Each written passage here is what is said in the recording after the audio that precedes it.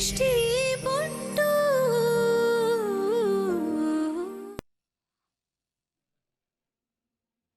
ದೃಷ್ಟಿ ನಿನ್ನನ್ನೇ ಕೇಳ್ತಾ ಇರೋದು.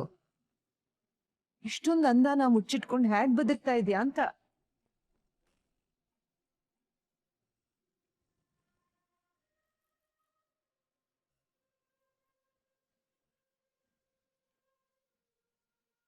ಅಮ್ಮೋರೆ, ಇದಕ್ಕೆಲ್ಲ ನಾನೇ ಹೊಣೆ.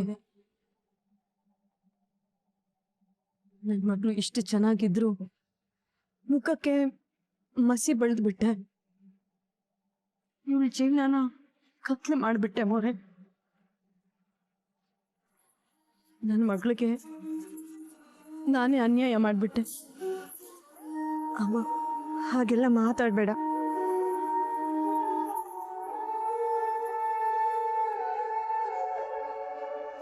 ನೀನಿದೆಲ್ಲ ಮಾಡಿದ್ದು ನನ್ನ ಕಾಪಾಡೋದಕ್ಕೆ ತಾನೆ. ಕಂದ, ಕಾಪಾಡೋದಕ್ಕೆ ಇರ್ಬೋದು, ಆದ್ರೂ ನಾನು ತುಂಬಾ ಅನ್ಯಾಯ ಮಾಡಿಬಿಟ್ಟೆ ಕಣೆ. ನೊಂದ್ಕೋಬೇಡ ಚೆನ್ನಮ್ಮ. ತಾಯಿ ಯಾವಾಗ್ಲೂ ಮಕ್ಳಿಗೆ ಒಳ್ಳೇದನ್ನೇ ಮಾಡೋದು.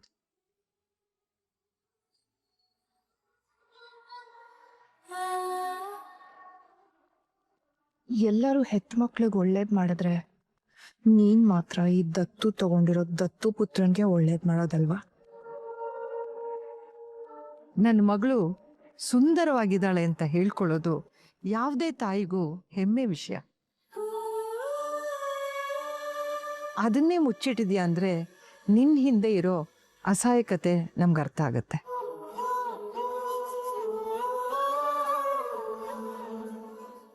ಅಮ್ಮ ಮಗಳು ಸುಮ್ಮನೆ ಅಳ್ತಿರ್ಬೇಡಿ, ಇನ್ನು ಖುಷಿಯಾಗಿರಿ.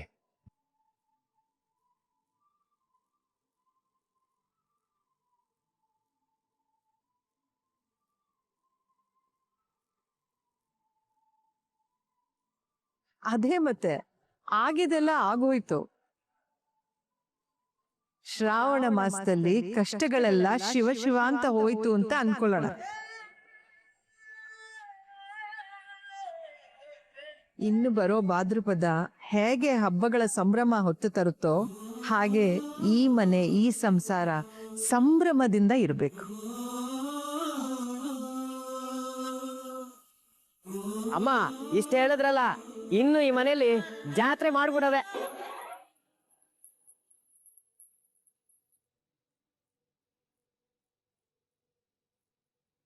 ಈ ಮನೇಲಿ ಆಗ್ಬೇಕಾಗಿರೋದು ಜಾತ್ರೆ ಅಲ್ಲ ಸೈಲೆಂಟ್, ನಾಮಕರಣ.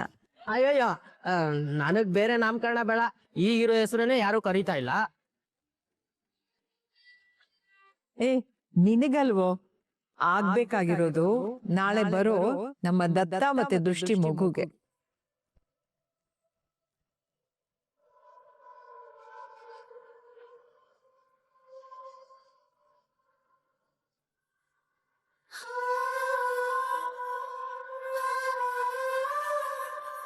ಅಮ್ಮ, ಏನಮ್ಮ ನೀನು ಈ ಟಾಪಿಕ್ನ ಬಿಟ್ಟು ಮುಂದೆ ಬರಲ್ವಾ?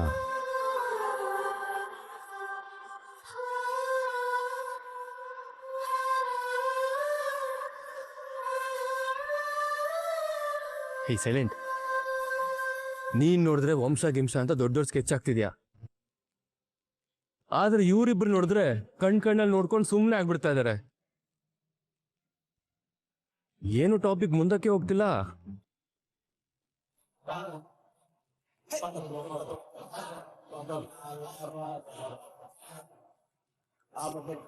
ಇವಾಗ ನಾವು ಮುಂದೆ ಬರೋಣ.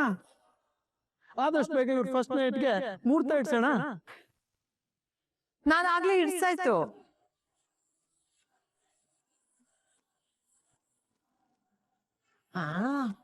ಯಾವಾಗ?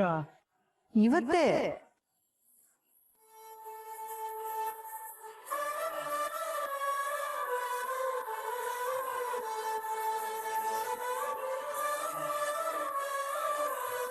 ಅಮ್ಮ ಭಾರಿ ಫಸ್ಟ್ ಇದಾರೆ. ಕ್ವಾರಿನ ರೂಮಲ್ಲೇ ಸೆಟಪ್ ಮಾಡಿಸ್ಬಿಟ್ಟವ್ರೆ.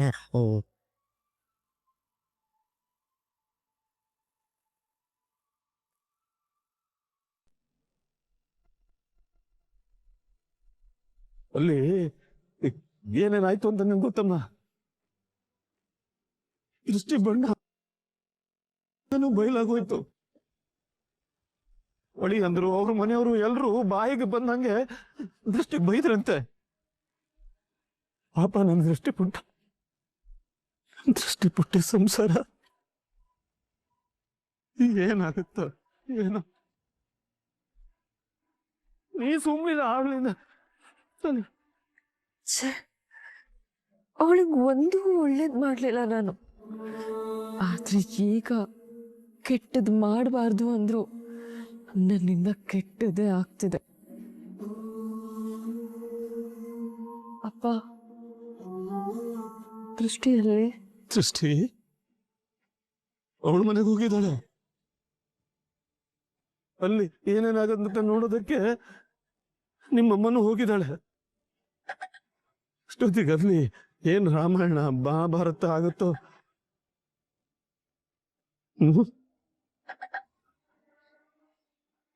ಪಾಪ, ದೃಷ್ಟಿಗೆ ನೆಮ್ಮದಿ ಅನ್ನೋದೇ ಇಲ್ಲ. ನನ್ಗೊಂದು ಡೌಟ್ ಬಿಟ್ಟೆ. ಅದ್ಯಾರೋ ಕರೀಮಂತೆ. ನನ್ನ ದೃಷ್ಟಿ ಪುಟ್ಟನ ಬಣ್ಣ ಅವನಿಗೆ ಗೊತ್ತಾಗಿದ್ದಾದ್ರು ಹೇಗೆ ಅಂತ.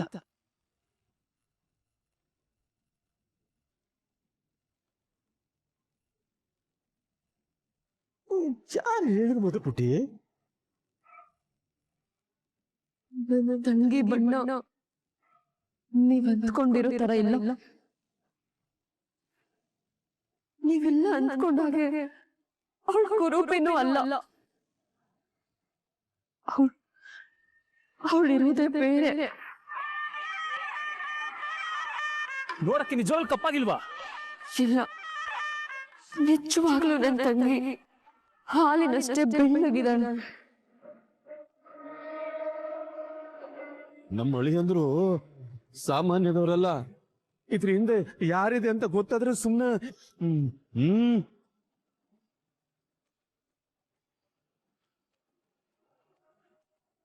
ಅಯ್ಯೋ ದೇವ್ರೆ, ನಾನೇ ದೃಷ್ಟಿ ಬಣ್ಣದ ವಿಷಯನ ಕರೀಂಗೆ ಹೇಳಿತು ಅಂತ ಗೊತ್ತಾದ್ರೆ ನನ್ನನ್ನು ಕೊಂದೇ ಬಿಡ್ತಾನೋ ಏನೋ. ಹಾಗಂತ ನನ್ ಶರಾವತಿ ಹೆದ್ರು ಹೇಳಿದ್ರೆ ಅವಳು ನನ್ ಕೊಂದ್ಬಿಡ್ತಾಳೆ. ಎಂತ ಸುಳಿಲ್ ಸಿಕ್ಕಾಕೊಂಡೆ ನಾನು. ಊಟ ಮಾಡು ಪುಟ್ಟಿ, ಹಸುವಾಗುತ್ತೆ.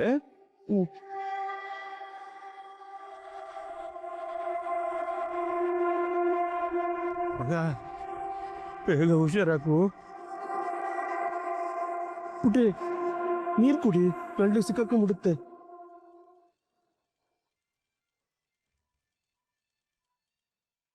ಅಯ್ಯ, ಇದು ಒಂದು ಟೆನ್ಷನ್ ಬೇರೆ. ಪಾಪ ಚೆನ್ನಿ ಏನ್ ಮಾಡ್ತಿದ್ದಾಳ ಅಂತಗ.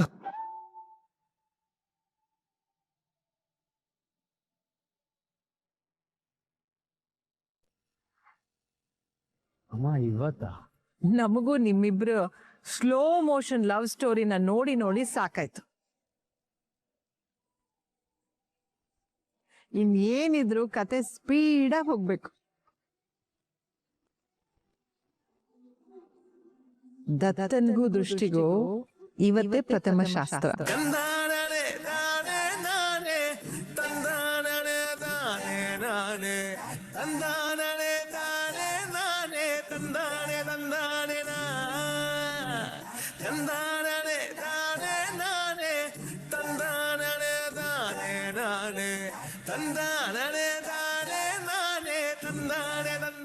ಅಮ್ಮ ಆದ್ರೂ ಎಷ್ಟು ಬೇಗ? ಈಗೇನು ಬೇಡವಾ ಅಮ್ಮ? ಬೈಕ್ ಬೇಡ ಅಂತ ಬಿಡಿ. ನಾನು ಯಾವಾಗ್ಲೂ ಹಂಗೆ ಹೇಳ್ದೆ.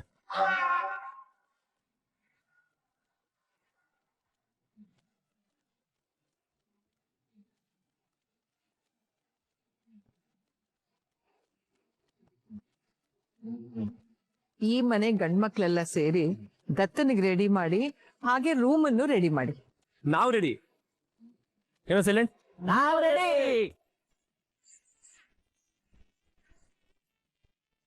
ಈ ಮನೆ ಹೆಣ್ಮಕ್ಳು ನಮ್ ದೃಷ್ಟಿನ ಸುಂದರವಾಗಿ ರೆಡಿ ಮಾಡಿ. ಸರಿ ಅಮ್ಮ.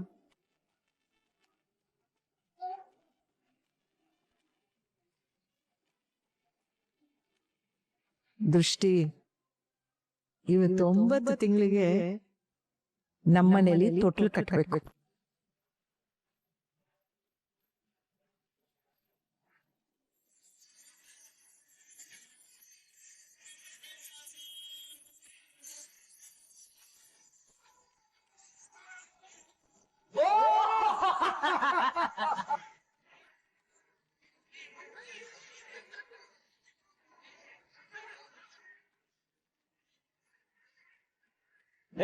ದೃಷ್ಟಿ,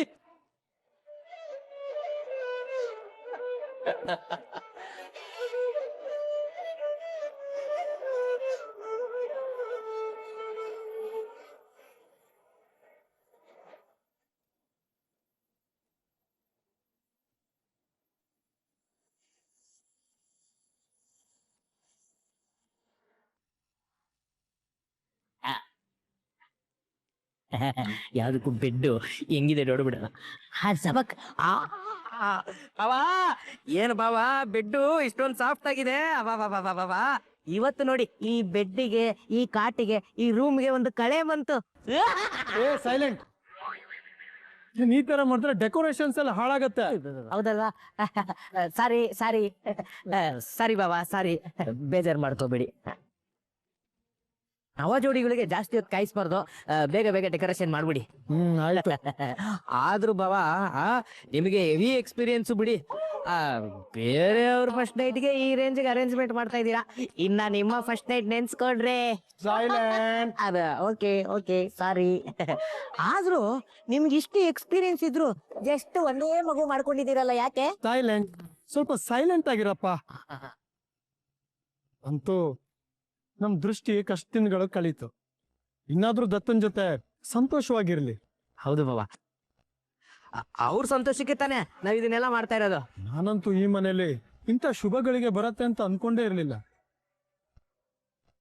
ಪಾಪ ನನ್ನ ತಂಗೆವ ಜೀವನದಲ್ಲಿ ಬರೀ ನೋವು ತಿಂತಾನೆ ಬಂದ್ಬಿಟ್ಲು. ಅಕ್ಕನಿಂದ ನೋವು, ಗಂಡನಿಂದ ನೋವು, ಮನೆಯವರಿಂದನೂ ನೋವು. ಅದು ಅಲ್ಲದೆ ಅವಳು ಅಷ್ಟು ಅಂದವಾಗಿದ್ರು ಅದನ್ನ ಮುಚ್ಚಿಡಕ್ಕೆ ಅಂತ ಮುಖಕ್ಕೆ, ಮೈ ಕೈಗೆಲ್ಲ ಮಸಿ ಬಳ್ಕೊಂಡು ಓಡಾಡ್ತಾ ಇದ್ಲು. ಇನ್ಮೇಲಾದ್ರೂ ನನ್ನ ತಂಗೆ ಒಂದು ನೋವಿನ ಒದ್ದಾಟ ಕೊನೆ ಆಗ್ಲಿ. ಸೈಲೆಂಟ್, ತುಂಬಾ ನಗ್ಸೋ ವ್ಯಕ್ತಿಗಳು, ತುಂಬಾ ನಗೋ ವ್ಯಕ್ತಿಗಳು ಒಳಗೆ ತುಂಬಾ ಭಾವುಕ ವ್ಯಕ್ತಿಗಳಾಗಿರ್ತಾರೆ ಅಂತ ಕೇಳಿದ್ದೆ. ಆದ್ರೆ ಈಗ ಅದನ್ನ ನೋಡ್ತಾ ಇದ್ದೀನಿ. ನನಗದೆಲ್ಲ ಗೊತ್ತಿಲ್ಲ ಬಾವ. ಒಳ್ಳೆಯವರು ಕಷ್ಟಪಡೋದನ್ನ ನನಗೆ ನೋಡೋಕ್ಕಾಗಲ್ಲ ಅಷ್ಟೇ. ಈಗ ಎಲ್ಲ ಒಳ್ಳೇದೇ ಆಗ್ತಿದೆಯಲ್ಲ. ಆದ್ರೆ ನಾವ್ ಅದನ್ನ ನೋಡೋಕ್ಕಾಗಲ್ವಲ್ಲ. ಏ ಸೈಲೆಂಟ್, ನೋಡೋ ತೆಗೆದು ಕೊಡ್ತೀನಿ ನಿನಗೆ. ಸುಮ್ನೆ ತಮಾಷೆ ಮಾಡ್ದೆ. ಸರಿ ಬಾ, ದತ್ತ ರೆಡಿ ಆದ್ನಂತ ನೋಡೋಣ.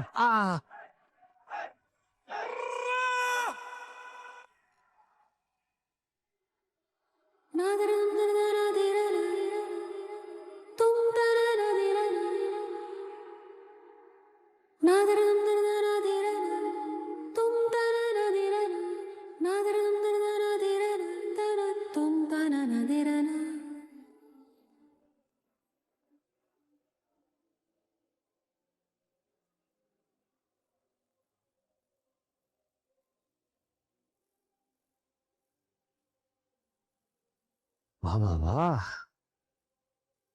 ಎಲೆಂಟ್, ನೀನ್ ರಸಿಕ ಅಂತ ಗೊತ್ತಿತ್ತು. ಆದ್ರೆ ಬಾವಾ, ನಮ್ ಭಾವನು ಬಹಳ ರಸಿಕರು. ಎಂದಿನ ನಿಜವಂತಿ ಜೀವನ ಪೂರ್ತಿ ಕಾಯೋದೇ ಆಯ್ತು. ಯಾಕೆ ಯಾವಾಗಲೂ ಗಂಡಸರೇ ಕಾಯ್ಬೇಕು? ಹೆಣ್ಮಕ್ಳು ಹಾಲು ತಗೊಂಡ್ಬರ್ಲಿ ಅಂತ ಒಟ್ಟಿಗೆ ಯಾಕೆ ಬರಬಾರ್ದು? ಪದ್ಧತಿನ ಬದಲಾಯಿಸ್ಬೇಕು. ನೆಕ್ಸ್ಟ್ ಟೈಮ್ ಫಸ್ಟ್ ನೈಟ್ ಆದಾಗ ಹಂಗೆ ಮಾಡೋಣ.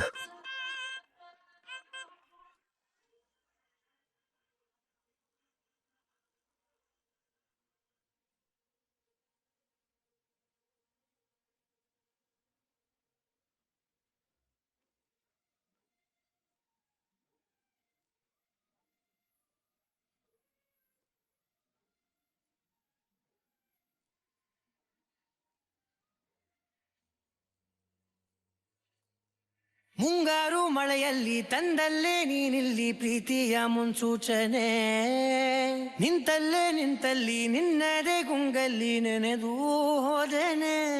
ನನ್ನ ಎಚ್ಚರಗೊಳಿಸಿ ಇನ್ನೂ ಅಚ್ಚಾರಿ ಮೂಡಿಸಿ, ನನ್ನ ಕಣ್ತುಂಬುತ್ತ ಹಾಗೆ ಬಿಗಿದ ಪೂತ, ಹೃದಯದ ಜೋಕಾಲಿ ತೂಗಿ ಬಿಡು.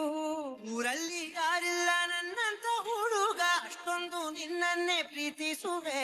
ಹೃದಯದ ತೇರಲ್ಲಿ ನಿನ್ನನ್ನು ಕೂರಿಸಿ ಹೊತ್ತು ತಿರುಗಿಸಲೇನೆ.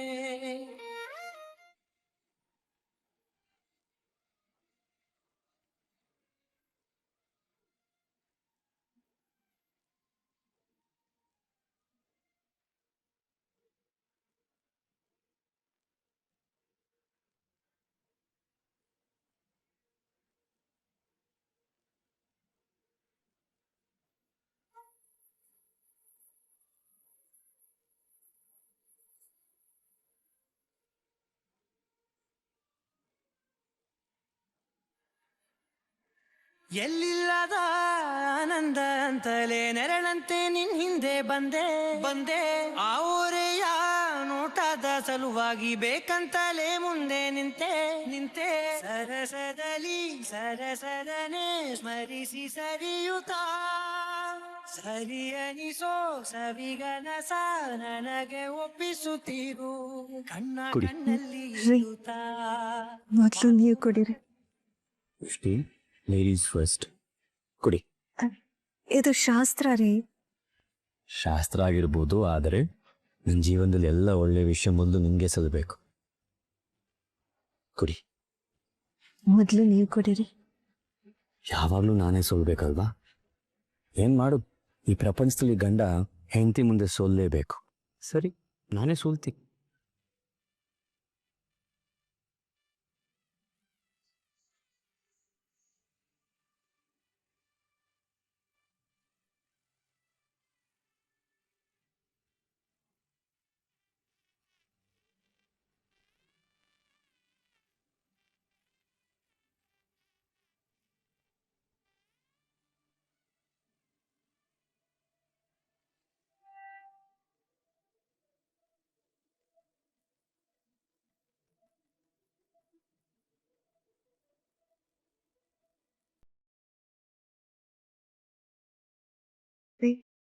ಹಾಲ್.